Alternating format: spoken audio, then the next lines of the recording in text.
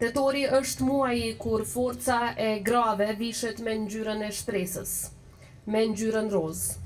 Është muaji kur kujtojmë se çdo betejë e jetës mund të fitohet me dashuri, me kujdes dhe qëndresë. Në këtë muaj ne nuk flasim më vetëm për dhimbje, por flasim mbi të gjitha për guxim. Nuk flasim për sëmundje, por flasim për jetë. Sot jemi këtu për të nderuar kauzën dhe frymën.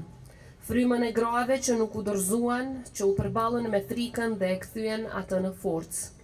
Grave që edhe në momentet më të vështira frymëzuan shpresë për veten, për familjet e tyre dhe për të gjitha gratë e Kosovës.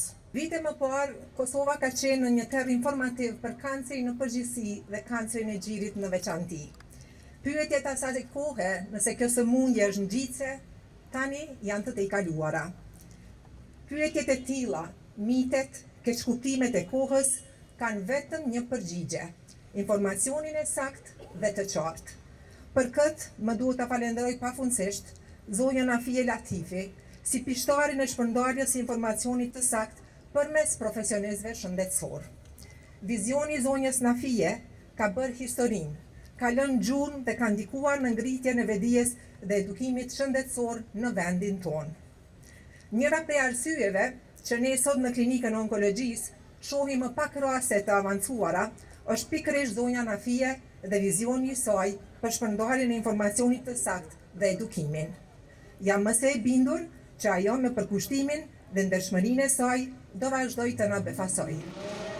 Kanceri i gjirit është kanceri më i shpeshtë që prek gratë në Kosovë.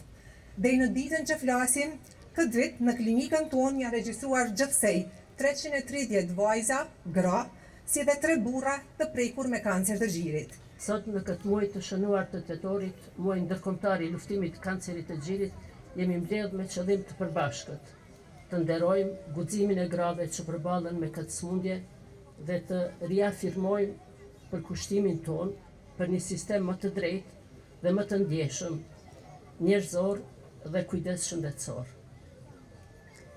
Me respekt veçantë e falenderojmë presidentën Vjosa Osmani Sadriu për mbështetjen e vazhdueshme që u ka dhënë iniciativave tona, si dhe dhurimin për 4 vite të pakove onkologjike për gratë në nevojë, ndërsa si vjet ky numër shkoi në 640 pakov.